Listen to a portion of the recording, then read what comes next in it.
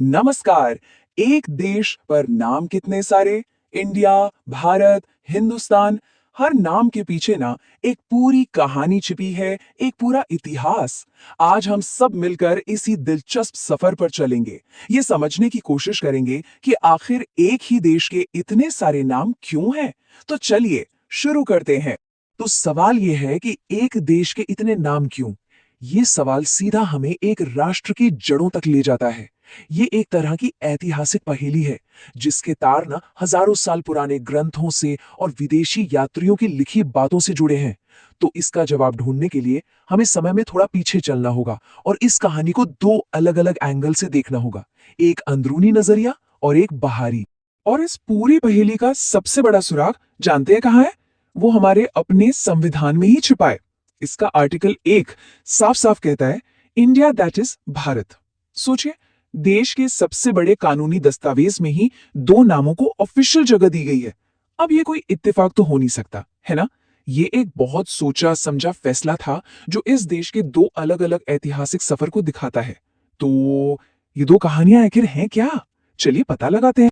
तो जैसा मैंने कहा, इस पहेली को सुलझाने के लिए हमें इतिहास की दो धाराओं को समझना होगा।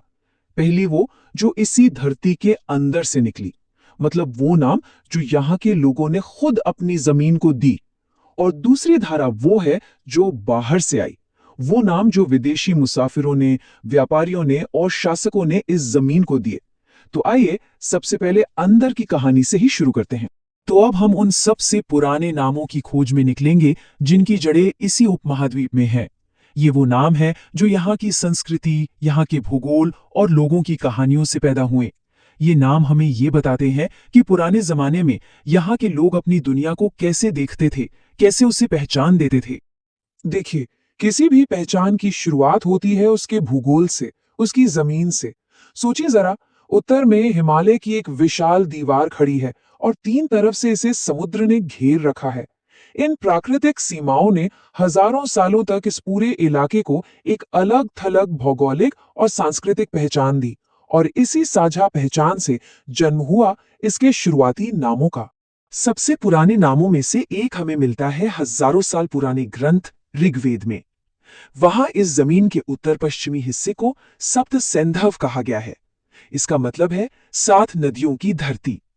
सैंधव शब्द जो है वो सिंधु से आया है, मतलब सिंधु नदी। तो ये नाम सीधे सीधे यहाँ की जीवन देने वाली नदियों से जुड़ा हुआ था। फिर जैसे जैसे समय आगे बढ़ा, नाम सिर्फ एक छोटे से इलाके तक सीमित नहीं रहे, बल्कि पूरे उपमहाद्वीप के लिए नाम सामने आने लगे। महाभारत जैसे बड़े ग्रंथों में हमें दो खास नाम मिलते हैं, भारतवर्ष और जम्बूद्वीप। भारतवर्ष का मतलब हुआ भरतों की भूमि, जो ऋग्वेद में बताए गए एक बहुत शक्तिशाली कबीले का नाम था। और जम्बूद्वीप का मतलब था जामुन के फल का द्वीप। ये नाम यहाँ मिलने वाले एक आम पेड़ पर रखा गया था, जो दिखाता है कि यह जमीन कितनी हरी भरी थी। और हाँ, ये सिर्फ किताबों में लिखे नाम नहीं थे, इनका असल में इस्तेमाल होता था। इसका सबसे पक्का सबूत हमें मिलता है सम्राट अशोक के शिलालेखों से। आज से करीब 2500 साल पहले सम्राट अशोक ने अपने इतने बड़े साम्राज्य को बताने के लिए जम्बूद्वीप नाम का इस्तेमाल किया था। इससे ये पता चलता है कि एक देश जैसी जमीन की सोच उस वक्त तक बन चुकी थी। और ये श्लोक, ये तो कमाल का है। ये सब कुछ साफ कर देता है। विष्णु पुराण में लिखा है, वह देश जो समुद्र के उत्तर में और बर्फीली पहाड़ों के दक्षिण में है, उसे भारत कहते हैं। कितनी साफ साफ भौगोलिक और सांस्कृतिक पहचान बताई गई है भारत की। इससे यह बात पक्की हो जाती है कि भारत नाम सिर्फ कोई कल्पना नहीं थी, बल्कि एक सोची समझी भौगोलिक सच्चाई थी, जिसे पुराने ग्रंथों में दर्ज किया गया था। चलिए अब कहानी का रुख थोड़ा मोड़ते हैं। अब देखते हैं कि बाहर की दुनिया इस जमीन को किस नजर से देखती थी और उन्होंने इसे क्या नाम दिए। ये कहानी शुरू होती है एक नदी से और फिर भाषाओं के एक ऐसे दिलचस्प सफर पर निकलती है, जिसने आखिर में हमें इंडिया नाम दिया।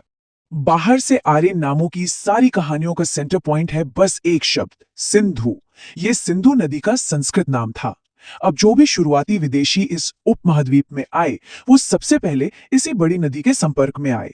तो बस उनके लिए यही नदी इस पूरी जमीन की पहचान बन गई और यहीं से शुरू होता है एक शब्द का पूरी दुनिया घूमने का सफर।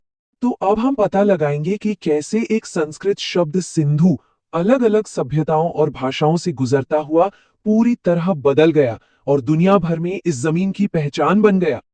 ये एक तरह का लिंग्विस्टिक चेन रिएक्शन है, बड़ा मजेदार है।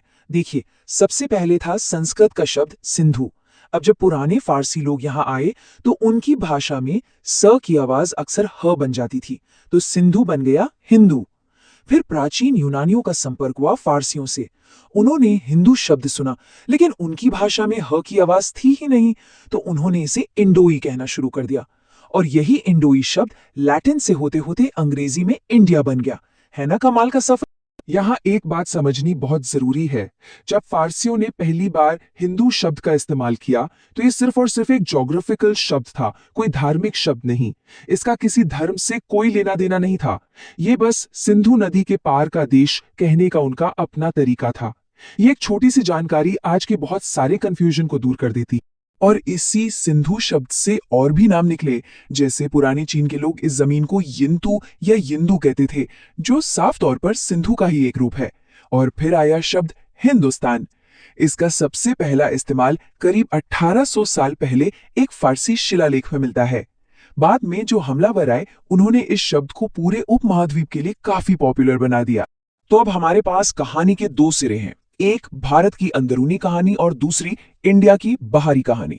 अब हम वापस आज के दौर में आते हैं और देखते हैं कि जब आजाद भारत का जन्म हुआ तो इन दोनों ऐतिहासिक विरासतों को एक साथ कैसे लाया गया।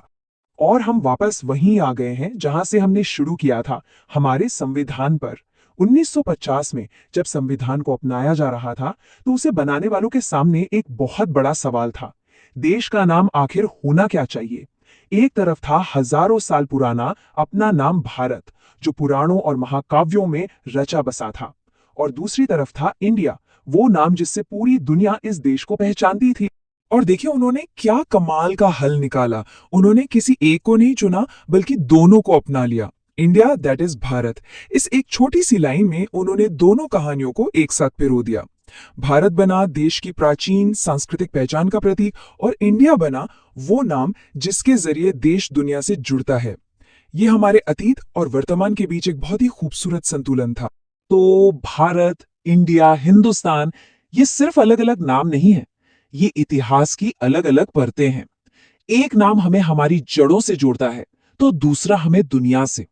इन सभी नामों को एक साथ लेकर चलना ये दिखाता है कि किसी भी देश की पहचान कितनी गहरी और कितनी मल्टी लेयर्ड हो सकती है। ये इस बात का सबूत है कि एक नया देश अपने हजारों साल के इतिहास को साथ लेकर भी आगे बढ़ सकता है। और यह हमें सोचने पर मजबूर करता है कि कई नामों को अपनाना किसी राष्ट्र की पहचान के बारे में आखिर क्या बताता है।